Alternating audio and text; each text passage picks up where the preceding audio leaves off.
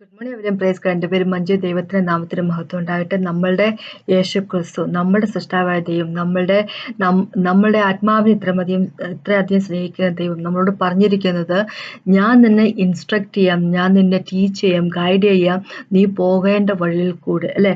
നമ്മുടെ ജീവിതത്തെ ദൈവത്തിൻ്റെ കയ്യിലേക്ക് കൊടുക്കാൻ താല്പര്യമുണ്ടെങ്കിൽ, കൊടുക്കുവാണെങ്കിൽ, നമ്മൾ പോകേണ്ട വഴിയെപ്പറ്റി ദൈവം നമുക്ക് പറഞ്ഞു തരിക തന്നെ ചെയ്യും.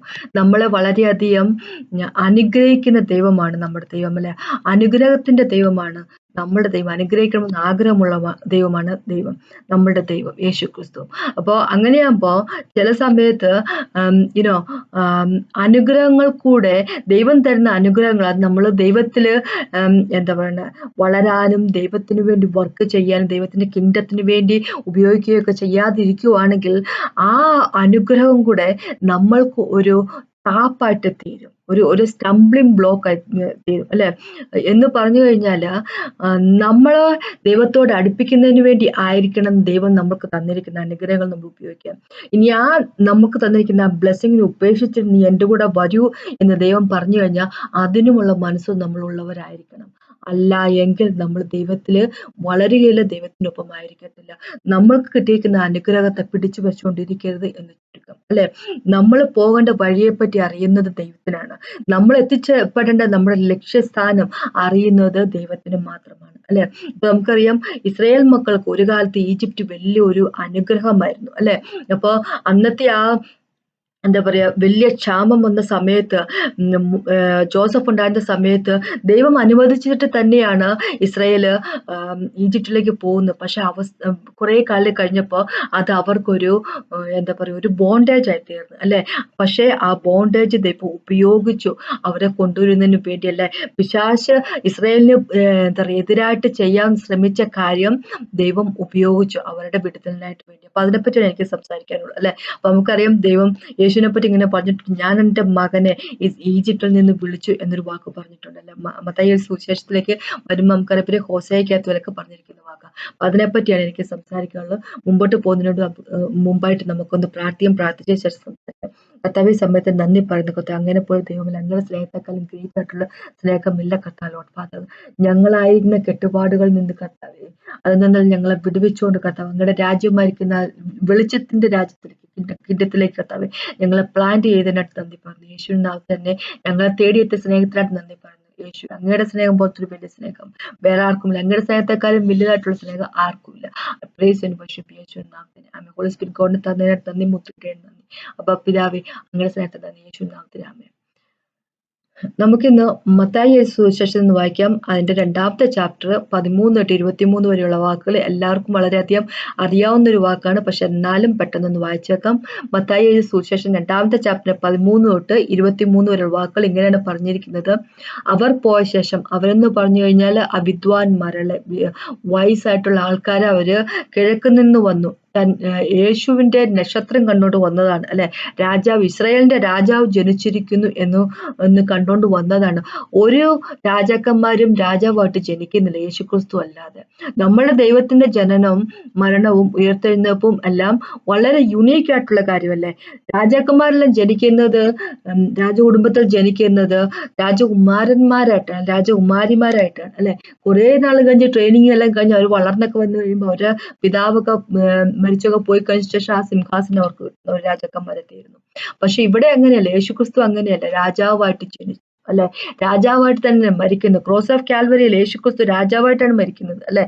അല്ലാതെ സമൂഹം എന്താ പറയുക, കുറ്റവാളിയാക്കി തീർത്തെങ്കിൽ പോലും നമ്മുടെ ദൈവം കുറ്റവാളി ആയിട്ടില്ല, അല്ലെ? കുറ്റവാളിയായി നമ്മൾ ചെയ്ത പാവങ്ങൾ പോയി ദൈവത്തിന്റെ തലയിൽ ഉണ്ടായിരുന്നു, യേശുവിന്റെ തലയിൽ ഉണ്ടായിരുന്നു, അത് വാസ്തവം. പക്ഷെ യേശു കുറ്റവാളിയായിരുന്നു? അല്ല, അങ്ങനെയല്ല, ഒരു കാലത്തുമില്ല. പിശാച് എത്രമാത്രം ശ്രമിച്ചാലും, മനുഷ്യൻ എത്രമാത്രം ശ്രമിച്ചാലും, അല്ലെ, ഒരിക്കലും നമ്മുടെ ദൈവം കുറ്റവാളിയല്ല.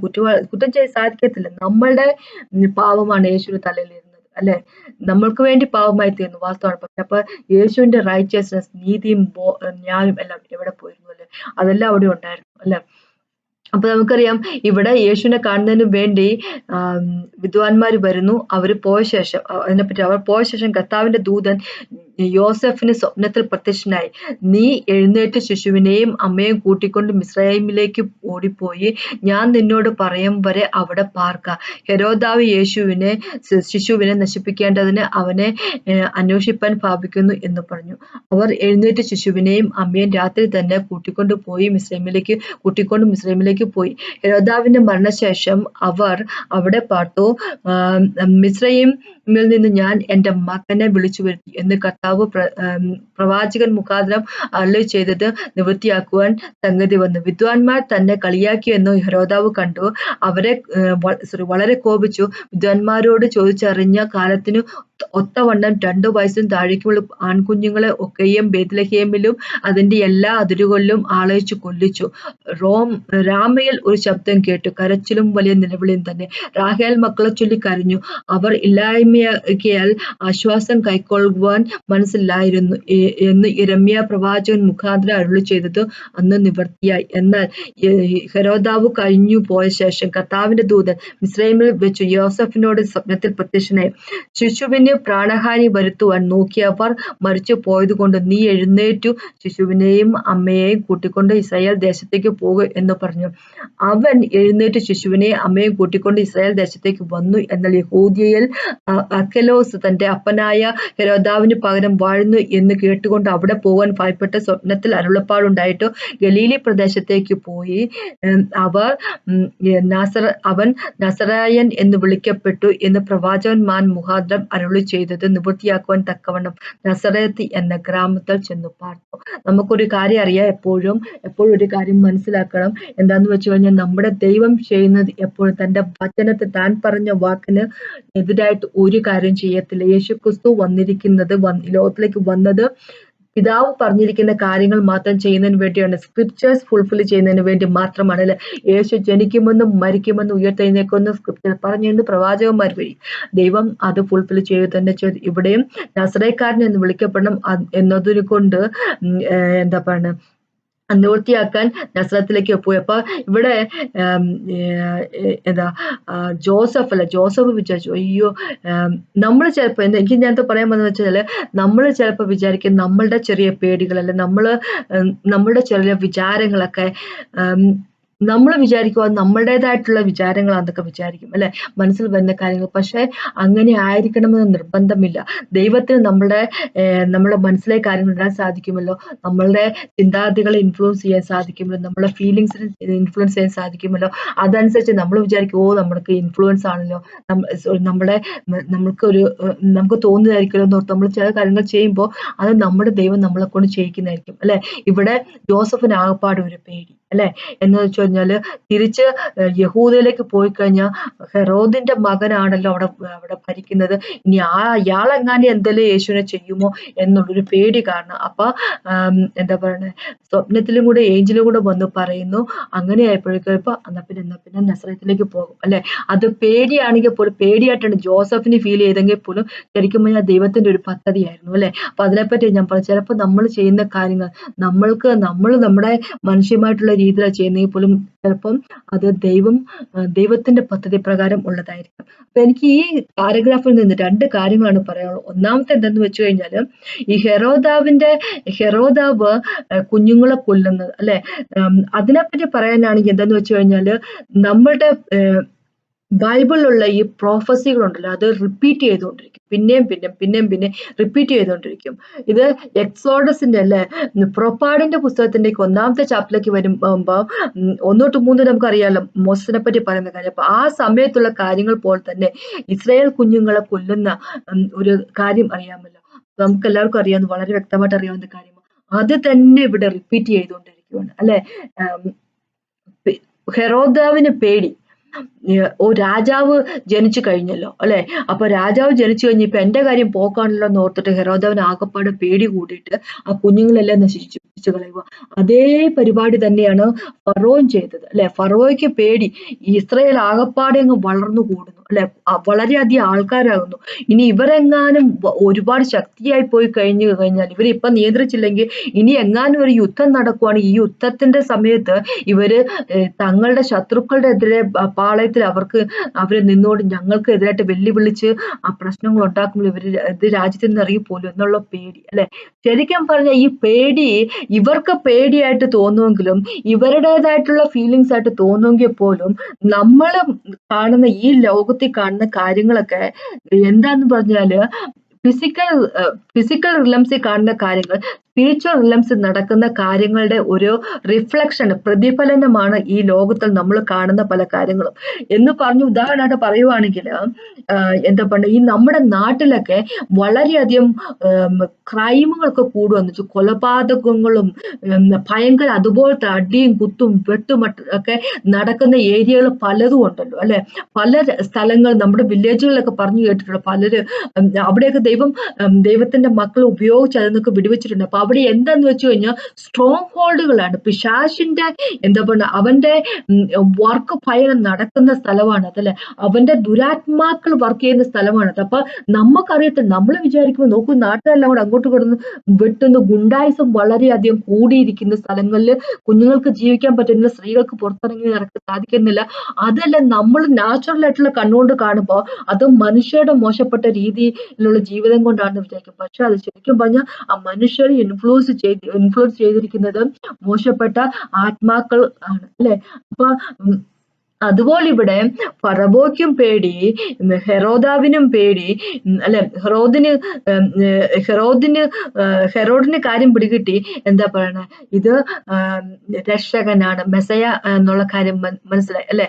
ഫറവോയ്ക്ക് അവിടെ പേടി. എന്തുകൊണ്ടാന്ന് വെച്ച് കഴിഞ്ഞാൽ ഫറവോയും ഹെറോദാവും എല്ലാം ഓപ്പറേറ്റ് ചെയ്തുകൊണ്ടിരുന്നത് ആന്റി ക്രൈസ്റ്റ് എന്നതിന്റെ സ്പിരിറ്റ് കൊണ്ടാണ് ഓപ്പറേറ്റ് ചെയ്തുകൊണ്ടിരുന്നത്. ഒന്ന് വിചാരിച്ചു നോക്കിയേ, ഹെറോദാവിന് ഇസ്രയേലിന്റെ രാജാവ്, അല്ലെ, ജനിച്ചു എന്ന് മനസ്സിലായി കഴിഞ്ഞപ്പോ ആ ഇസ്രായേലിന്റെ രാജാവിനെ ഇല്ലാതാക്കാൻ, അല്ലെ, ഇസ്രായേലിന്റെ രാജാവ് എന്ന് പറഞ്ഞത് മെസ്സയാണ്, രക്ഷകനാണെന്നുള്ള കാര്യം അറിയുന്നുണ്ട്. ഇസ്രായേലിനെ രക്ഷപ്പെടുത്താൻ വന്നാന്ന് അവർക്ക് മനസ്സിലായി, പക്ഷെ ലോകത്തെ മൊത്തം രക്ഷപ്പെടുത്താൻ വന്നെന്നുള്ള കാര്യം അറിയത്തില്ലായിരുന്നു, അല്ലെ. അപ്പോ നമുക്കറിയാം, എന്താ പറയാ, എഫേസ്യർക്ക് ലേഖനത്തിൽ 3-ാമത്തെ ചാപ്റ്ററിലേക്ക് പോകുമ്പോ പോൾ തന്നെ പറഞ്ഞിരിക്കുന്ന ഒരു കാര്യമുണ്ടായിരുന്നു. ഇതൊരു വലിയൊരു മിസ്റ്ററി ആയിട്ട്, വലിയൊരു എന്താ പറയുക, ഒരു സീക്രട്ട് ആയിട്ട് ദൈവം വെച്ചുകൊണ്ടിരിക്കുന്നത്. ദൈവം ആരോടും തന്നെ പറഞ്ഞിട്ടില്ല. എന്ന് വെച്ച് കഴിഞ്ഞാൽ നമ്മള് ജാതികളെയും കൂടെ ഇസ്രായേലിലേക്ക് ചേർക്കും, ഇസ്രായേലിന്റെ പാട്ടാക്കും, ഒരു ബോഡീന്റെ പാട്ടാകും. എന്താ പറയുക, നമ്മൾ അവകാശത്തിന്, യേശു വഴിയുള്ള അവകാശത്തിന് എന്താ പറയുക, അത് ഇൻഹെറിറ്റൻസിന്, അല്ലെ, അവകാശത്തിന് നമ്മളും കൂടെ പാർട്ടേക്കേഴ്സ് ആകും എന്നുള്ള കാര്യം ദൈവം പറഞ്ഞിട്ടുണ്ടായിരുന്നു എന്നുള്ള കാര്യം അറിയാം. അപ്പൊ ഇവർക്ക് അത് അപ്പോസ്തലന്മാരും വഴിയും പ്രോഫറ്റുമാരും വഴിയാണ് ദൈവം അത് റിവീൽ ചെയ്തിരിക്കുന്നത്. പോളിനെ ഉപയോഗിച്ചു, അല്ലെ. പോൾ അങ്ങനെ പറഞ്ഞിരിക്കുന്നത് എന്നെ ഉപയോഗിച്ചു, അല്ലെ, ജെന്റൈൽസിനോട് സംസാരിക്കുന്നതിന് വേണ്ടി. എഫേസ്യർക്ക് ലേഖനത്തിൽ 3-ാമത്തെ ചാപ്റ്ററിലേക്ക് വരെ നമ്മൾ വായിക്കുന്ന കാര്യമാണ്. ഇവിടെ ഇപ്പൊ ഇവർക്ക് അറിയത്തില്ല, ഇപ്പൊ ഈ ഹെരോദിനുള്ള കാര്യമൊന്നും അറിയത്തില്ല, ഈ കാര്യത്തെ പറ്റി ഒന്നും അറിയത്തില്ല, ലോകത്തിന്റെ രക്ഷകനായ യേശു എന്നുള്ള കാര്യമൊന്നും അറിയത്തില്ല. ഹെരോദാവിന് ആകപ്പാടെ അറിയാവുന്ന കാര്യം, ഇസ്രായേലിന്റെ രാജാവ് ജനിച്ചിരിക്കുന്നു, അപ്പൊ ഞാൻ ഇസ്രായേലിന്റെ രാജാവിന് തകർത്തുകളെ.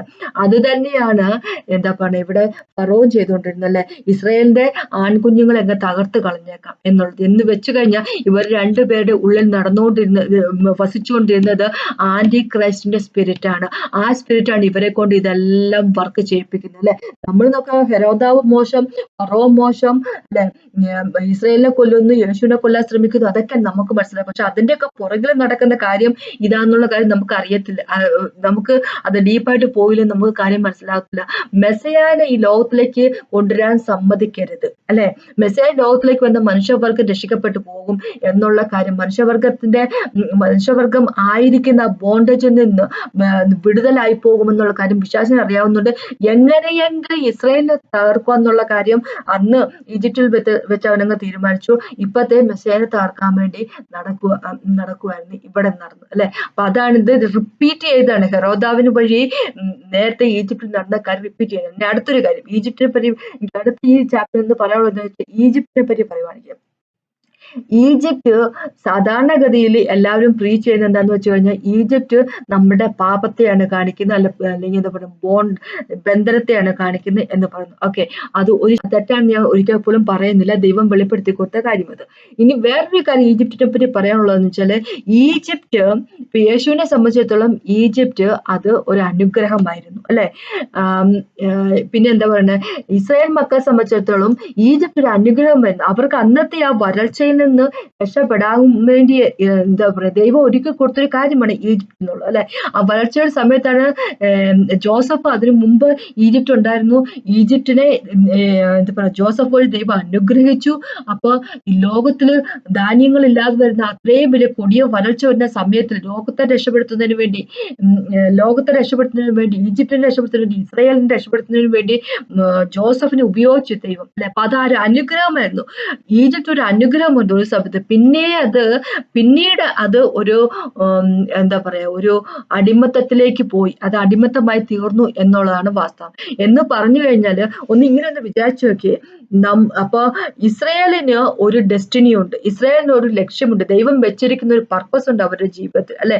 അവർക്ക് കനാലിൽ എത്തിപ്പെട്ടേ പറ്റത്തുള്ളൂ എന്ന് പറഞ്ഞു കഴിഞ്ഞാല് ഫിസിക്കലി ദൈവം കാണിക്കുവാണെങ്കിൽ കനാലിൽ എത്തിപ്പെട്ടേ പറ്റത്തുള്ളൂ എന്ന്. പക്ഷേ അതായത് വാഗ്ദത്ത ഭൂമിയിൽ നമ്മളെ സംബന്ധിച്ചിടത്തോളം ഒരു വാഗ്ദത്ത ഭൂമിയുണ്ട്, അത് യേശു അല്ലെ.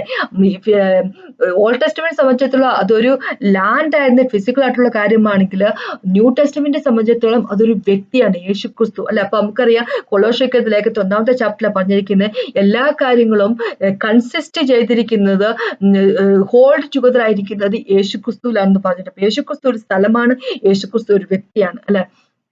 അപ്പൊ നമ്മുടെ ദൈവം, നമ്മള് യേശുക്രിസ്തുവിൽ ആയിരിക്കുന്നു അല്ലെ, നമ്മൾ യേശുക്രിസ്തു വസ്ത്രം പോലെ ധരിച്ചിരിക്കുന്നു, നമ്മൾ യേശുക്രിസ്തുവിലാണ് എന്താ പറയുക അനുഗ്രഹിക്കപ്പെട്ടിരിക്കുന്നത്. യേശുവിന്റെ പുറത്ത് യേശുവിലല്ല നമ്മൾ അനുഗ്രഹിക്കപ്പെടുന്നില്ല അല്ലെ. അപ്പൊ ഒരു സ്ഥലവുമാണ്, ഒരു വ്യക്തിയുമാണ് യേശുക്രിസ്തു അല്ലെ. നമുക്ക് ഇങ്ങനെയൊക്കെ ചിന്തിച്ച് നമുക്ക് മനസ്സിലാക്കാൻ സാധിക്കത്തില്ല. കാരണം നമ്മള് ഹോളി സ്പിരിറ്റ് ഗോഡ് നമ്മളോട് പറഞ്ഞ് വെളിപ്പെട്ട് തരുന്ന അനുസരിച്ചുള്ള കാര്യങ്ങൾ നമുക്ക് മനസ്സിലാക്കാൻ സാധിക്കത്തുള്ളൂ അല്ലെ. അല്ല മനുഷ്യന്റെ ബുദ്ധി കൊണ്ട് നമ്മൾ ചിന്തിച്ചു കഴിഞ്ഞാൽ നമുക്ക് അത് മനസ്സിലാക്കുന്നതിനേക്കാളൊക്കെ അപ്പുറത്തായിട്ടുള്ള കാര്യങ്ങളാണ്. അപ്പൊ ഇവിടെ എന്തെന്ന് വെച്ച് കഴിഞ്ഞാല്, ഈജിപ്റ്റ് എന്നുള്ള ഒരു അനുഗ്രഹമായിരുന്നെങ്കിൽ ഇസ്രായേലിന് അവിടെ പീഡനം അനുഭവിക്കേണ്ടി വന്നില്ലായിരുന്നെങ്കിൽ, സ്ലേവറി അവർക്ക് എന്താ പറയാ, ഒരു പുതിയ ഫറവോ ഒന്നും അവർക്ക് പ്രശ്നങ്ങളൊന്നും ഉണ്ടായില്ലായിരുന്നെങ്കിൽ അവര് ഈജിപ്തിൽ തന്നെ ആയി പോയേനെ അല്ലെ. 430 വർഷം അവർ അവിടെയായിരുന്നു. ഇനിയിപ്പോ സ്ലേവറി ഒന്നും ഇല്ലായിരുന്നു വിചാരിച്ചു, ഒരു അടിമത്തൊന്നും ഇല്ലായിരുന്നു, അവരവിടെ അങ്ങ് കഴിഞ്ഞ, അവരെ ജീവിതകാലം മൊത്തം അവിടെ അങ്ങ് കഴിഞ്ഞാലല്ലേ, ഈ കനാലിലേക്കൊന്നും വരത്തൊന്നുമില്ലായിരുന്നു അല്ലെ. അവര് ഈജിപ്തിന്റെ പാർട്ടായിട്ട് അങ്ങനെ ജീവിച്ചു പോയേനെ. പക്ഷെ അങ്ങനെയല്ല, അവർക്ക് പുറത്തു വന്നേ പറ്റത്തില്ല. കാരണം ദൈവത്തിന്റെ വാഗ്ദത്തമുണ്ട് അവരുടെ ജീവിതത്തിൽ. അവരത് മനസ്സിലാക്കിയില്ലെങ്കിൽ വാഗ്ദത്തമുണ്ട് അല്ലെ. ദൈവം പറഞ്ഞിട്ടുണ്ട് അവരുടെ പൂർവ്വ പിതാക്കന്മാരുടെ എബ്രഹാമിനോട്, ഐസക്കിനോട്, ജേക്കബിനോട് പറഞ്ഞിരിക്കുന്നു, നിങ്ങൾക്ക് ഞാൻ നിങ്ങളുടെ സന്തതികൾക്ക് ഞാൻ ഈ നാട് കൊടുക്കുമെന്ന് പറഞ്ഞിട്ട്. അപ്പൊ സന്തതികൾ ഈജിപ്തിൽ കിടന്ന കാര്യമില്ലല്ലോ. അതിന് ഫറവോ മോശപ്പെട്ടവനായിരുന്നു വാസ്തവം അല്ലെ. ഫറവോ നല്ലവനാണെന്നൊന്നും പറയുന്നൊന്നുമില്ല. നമുക്കറിയാം 10 പ്ലേഗുകള് വ്യാധികൾ ദൈവം കൊടുത്തിട്ടുണ്ടെങ്കിൽ, ഈജിപ്തിന് കൊടുത്തിട്ടുണ്ടെങ്കിൽ, അവത്തി 6 എണ്ണത്തിലും ഫറവോ തന്റെ ഹൃദയത്തെ കഠിനമാക്കുക ചെയ്തിരുന്നു അല്ലെ. അപ്പൊ ഫറവോ മോശപ്പെട്ട ആളായതുകൊണ്ടൊന്നും നല്ല വ്യക്തി ആയതുകൊണ്ടൊന്നും അല്ല, നല്ല വ്യക്തിയൊന്നും ആയിരുന്നൊന്നുമില്ല. അപ്പൊ ദൈവം ഒരു നല്ല വ്യക്തിനെ എടുത്ത് തിരിച്ചു മറിച്ച് എന്താ പറയുക മോശപ്പെട്ടവനാക്കി, എന്നിട്ട് ദൈവം ഫറവനെ ഉപയോഗിച്ചു. അങ്ങനെയൊന്നും അല്ല കാര്യങ്ങൾ അല്ലെ. അപ്പൊ നമുക്കറിയാം റോമക്കത്തിന്റെ ലേഖനത്തിൽ 9-ാമത്തെ ചാപ്റ്റർ പറഞ്ഞിട്ടുണ്ട്, എക്സോഡസില് പുറപ്പാടിൽ 9-ാമത്തെ ചാപ്റ്ററിൽ പറഞ്ഞിട്ടുണ്ട്, ദൈവം ഫറവനെ ഉപയോഗിച്ചെന്ന് പറഞ്ഞിട്ടുണ്ട്. പക്ഷെ ഫറവനെ ദൈവം ഉപയോഗിച്ചത്, ഫറവോ നല്ലൊരു വ്യക്തിയായിട്ട് അവനെ മോശപ്പെട്ട രീതിയിലേക്ക് ചിത്രീകരിച്ച് അങ്ങനെയൊന്നുമില്ല. ഫറവോ മോശപ്പെട്ട ആളെ ആ മോശത്തോടു കൂടി തന്നെ ദൈവം ഉപയോഗിച്ചു എന്നേ ഉള്ളൂ. ജൂഡാസ് ഇസ്കാരിയോട്ട് മോശപ്പെട്ട ആളായിരുന്നു, അപ്പൊ അതുകൊണ്ട് ജൂഡാസിനെ ഉപയോഗിച്ചു എന്നേ ഉള്ളൂ അല്ലെ. അപ്പം നെബൂഖദ്നേസർ അങ്ങനെ ഒരാളായിരുന്നു, അദ്ദേഹത്തെ ദൈവം ഉപയോഗിക്കുക ആൾക്കാരെ നല്ലതാണെങ്കിലും യേശുക്രിസ്തുവിന്റെ രക്തം കൊണ്ട് വാഷ് ചെയ്ത അത് നല്ലതാക്കിക്കൊണ്ട് ദൈവം ഉപയോഗിക്കും. മോശപ്പെട്ട വ്യക്തികളെ ആ മോശപ്പെട്ട രീതിയിൽ തന്നെ ദൈവം ഉപയോഗിക്കുകയും ചെയ്യും അല്ലെ. അപ്പൊ ദൈവം ഉപയോഗിക്കുന്നത് എങ്ങനെയുള്ള രീതിയിലായിരിക്കണം നമ്മളെ ഉപയോഗപ്പെടുത്തേണ്ട ദൈവം എന്നുള്ള കാര്യം നമ്മൾ തീരുമാനിക്കണം അല്ലെ. നമ്മൾ യേശുവിനെ ഫോളോ ചെയ്യാനും നമ്മൾ യേശുവിന്റെ രക്ഷകനെ സ്വീകരിക്കാനൊക്കെ മനസ്സുള്ള വ്യക്തികളാണ് ദൈവം നല്ല കാര്യത്തിനായിട്ട് ഉപയോഗിക്കും. അല്ലെങ്കിൽ ജൂഡാസ് ഇസ്കാരിയോട്ടിനെ പോലെയോ അല്ലെങ്കിൽ ഫറവോനെ പോലെയൊക്കെ ദൈവം ഉപയോഗിക്കും. ഉപയോഗിക്കും. അപ്പൊ ഏത് രീതിയിലാണ് നമ്മൾ ഉപയോഗിക്കപ്പെടണം എന്നുള്ള കാര്യം എന്താ പറയുക, നമ്മൾ തന്നെ തീരുമാനിക്കേണ്ട കാര്യമാണ്, അല്ലെ? നല്ല പാത്രമാണോ ചീത്ത പാത്രമാകണമോ എന്നുള്ള കാര്യം നമ്മൾ തന്നെ തീരുമാനിക്കുക. അപ്പൊ ഇവിടെ എനിക്ക് പറയാനുള്ളതെന്ന് വെച്ചാല്, യേശുവിന്റെ കാര്യം ഓർത്ത് നോക്കിയേ. ജോസഫ് വഴി ദൈവം പറഞ്ഞു യേശുവിനെയും കൊണ്ട് ഈജിപ്തിലേക്ക് പോകാൻ പറഞ്ഞു. അപ്പൊ ഈജിപ്റ്റ് യേശുവിന് ഒരു പ്രശ്നമായിരുന്നില്ല, അല്ലെ? പിന്നെ കുറച്ചു നാൾ കഴിഞ്ഞപ്പോഴേക്കും ദൈവം ജോസഫിനോട് പറഞ്ഞു കുഞ്ഞിനെ അവിടെ നിന്ന് കൊണ്ടുവരിക എന്ന് പറയുന്നു. അവിടെ എന്താ പറയുക, ആ സമയത്തും യേശുവിനെ ഈ ഇസ്രായേലിലേക്ക് കൊണ്ടുപോകണമെന്ന് പറയുന്ന സമയത്തും ഹെറോദിന്റെ മകൻ തന്നെയാ ഭരിച്ചുകൊണ്ടിരിക്കുന്നത്. ഇപ്പൊ ഹെറോദിന്റെ മകൻ ഹെറോദിനെ പോലെ തന്നെ മോശപ്പെട്ട ആളായിരിക്കും. പക്ഷെ എന്നിരുന്നാൽ പോലും ദൈവം പറയുവാണ് യേശുവിനെ ഈജിപ്തിൽ നിന്ന് ഇസ്രായേലിൽ കൊണ്ടുവരാൻ. കാരണം വെച്ചാല് ഈജിപ്തിന്റെ രാജാവല്ല യേശു ക്രിസ്തു, ഇസ്രായേലിന്റെ രാജാവാണ് യേശു ക്രിസ്തു. അപ്പൊ യേശു ഇല്ലെങ്കിൽ ഇസ്രായേൽ ഇല്ല, അല്ലെ? അപ്പൊ യേശു ഇസ്രായേലിലായിരിക്കണം, അല്ല ഈജിപ്റ്റ് ആയിട്ട് കാര്യമില്ലല്ലോ. നേരത്തെ പറഞ്ഞ പോലെ ഇസ്രായേലിൻ്റെതാണ് ഇസ്രായേൽ, കെനാൻ, അല്ലെ? പിന്നെ ഒരു കെനാൻ, പിന്നീട് ഇസ്രായേൽ എന്നാണ് അറിയപ്പെടുന്ന സ്ഥലം. അത് അവർക്ക് കിട്ടിയേ പറ്റില്ല. അപ്പൊ അവരവിടെ ഈജിപ്റ്റ് കടന്നിട്ട് കാര്യമൊന്നുമില്ല. അപ്പൊ എത്ര മോശപ്പെട്ട സിറ്റുവേഷനെയും ദൈവം ഉപയോഗിച്ചു ഇസ്രായേൽ മക്കളെ ഈജിപ്തിൽ നിന്ന് കൊണ്ടുവരാൻ വേണ്ടി അത്രേ ഉള്ളൂ. അപ്പൊ എന്തെന്ന് വെച്ചാൽ ഞാനിതിവിടെ പറയാൻ ഉദ്ദേശിച്ചു വെച്ച് കഴിഞ്ഞാൽ, ദൈവം നമ്മൾക്ക് തരുന്ന അനുഗ്രഹം കൂടെ അത് നമ്മൾക്കെതിരായിട്ട് ട്രാപ്പായിട്ട് ഉപയോഗിക്കപ്പെടരുത് എന്ന് പറഞ്ഞു കഴിഞ്ഞാല്, ദൈവം നമുക്ക് തരുന്നത് അനുഗ്രഹങ്ങൾ ദൈവത്തിൽ വളരാനായിരിക്കണം, അല്ലെ? ദൈവം ഏത് നിമിഷവും അത് വേണ്ടാന്ന് വെച്ചിട്ട് പുറത്തേക്ക് വരൂ എന്ന് പറയുമ്പോൾ നമ്മൾക്ക് അത് ഉപേക്ഷിച്ച്, ദൈവം തന്ന അനുഗ്രഹമാണെങ്കിൽ പോലും അത് ഉപേക്ഷിച്ച് കളയാനുള്ള മനസ്സ് നമുക്ക് ഉണ്ടായിരിക്കണം എന്ന് ചുരുക്കം. അങ്ങനെ നമ്മൾ മനസ്സ് വെച്ചില്ല എങ്കിൽ എന്ത് പറ്റുമെന്ന് വെച്ച് കഴിഞ്ഞാൽ, നമ്മൾ ഒരിക്കൽ പോലും നമ്മൾ എത്തിപ്പെടേണ്ട ലക്ഷ്യത്തിൽ, നമ്മുടെ ഡെസ്റ്റിനിയിൽ എത്തിപ്പെടാതിരിക്കും, അല്ലെ? നമ്മൾ നിന്നു പോകും. എവിടെയായിരിക്കുന്നു അവിടെ അങ്ങ് നിന്നു പോലെ ദൈവം തന്നിരിക്കുന്ന അനുഗ്രഹങ്ങളാണെങ്കിൽ പോലും, ദൈവത്തിനല്ല വേറെ ആർക്കും അനുഗ്രഹം തരാൻ പറ്റത്തില്ല. ഈ ലോകത്തു നിന്ന് കിട്ടുന്ന അനുഗ്രഹങ്ങൾ ഒന്നും തന്നെ ആ നന്മയ്ക്കായിട്ടുള്ള അനുഗ്രഹങ്ങൾ ഒന്നും ആയിരിക്കരുത്. കണ്ണീരുണ്ടാവും, അതിന്റെ ഒപ്പം സമാധാനമില്ലായിരിക്കും, അല്ലെ? അപ്പൊ ഇന്ന് ഞാൻ പറയാൻ ഉദ്ദേശിച്ചതെന്ന് വെച്ചാല്, ദൈവം തരുന്ന അനുഗ്രഹങ്ങളാണെങ്കിൽ പോലും ദൈവം അത് നമ്മുടെ കയ്യിൽ നിന്ന് ഡിമാൻഡ് ചെയ്യുകയാണെങ്കിൽ, നീ അത് കളഞ്ഞിട്ട് എന്നെ ഫോളോ ചെയ്യും എന്ന് പറയുമ്പോൾ കളയാനും ഫോളോ ചെയ്യാനും ഉള്ളൊരു മനസ്സുണ്ടായിരിക്കണം. അങ്ങനെ മനസ്സുണ്ടെങ്കിൽ മാത്രമേ ഉള്ളൂ ദൈവത്തിന്റെ പ്ലാനും പദ്ധതിയും നമ്മുടെ ജീവിതത്തിൽ വർക്കൗട്ട് ചെയ്യത്തുള്ളൂ. അങ്ങനെയല്ലേ നമ്മള് അയ്യോ എനിക്ക് ബ്ലെസ്സിങ് എങ്ങനെയൊക്കെ ഉപേക്ഷിച്ചിട്ട് പോകും, കിട്ടിയതല്ലേ, അതൊക്കെ ഞാൻ എങ്ങനെ കളയും എന്ന് വിചാരിച്ചുകൊണ്ടിരിക്കുവാണെങ്കിൽ ദൈവത്തിന്റെ പ്ലാനും പദ്ധതിയും നമ്മുടെ ജീവിതത്തിൽ നടക്കത്തില്ല. നഷ്ടപ്പെടുന്നത് നമ്മൾക്ക് മാത്രമായിരിക്കും, അല്ലെ? നമ്മൾ ഒരു ബ്ലെസ്സിങ്ങിൽ ഒതുങ്ങി പോകുന്നവരായിരിക്കും, അല്ലെ?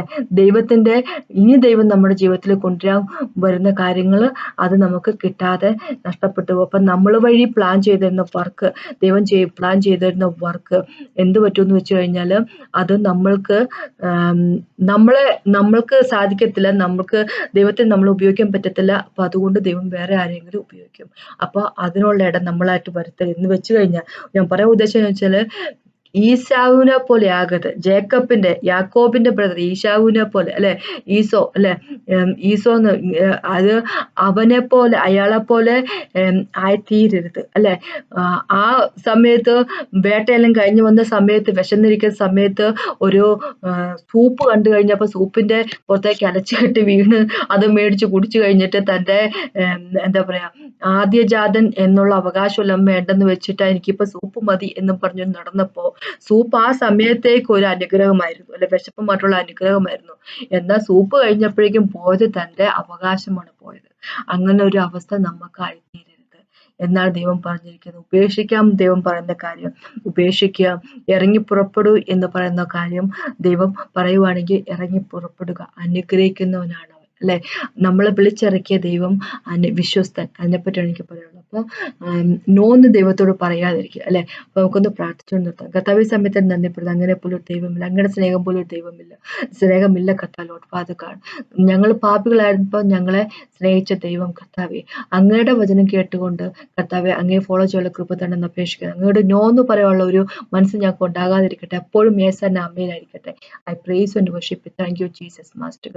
എന്നെ കേട്ടോണ്ടിരിക്കുന്ന ആൾക്കാരോട്ട് പ്രാർത്ഥിക്കുന്ന, അനുഗ്രഹിക്കുന്ന, അപേക്ഷിക്കുന്ന യേശുവിൻ നാമത്തിൽ ആമേൻ. ഘടന ദൈവത്തിനാമത്തിൽ മഹത്വം ഉണ്ടാകട്ടെ.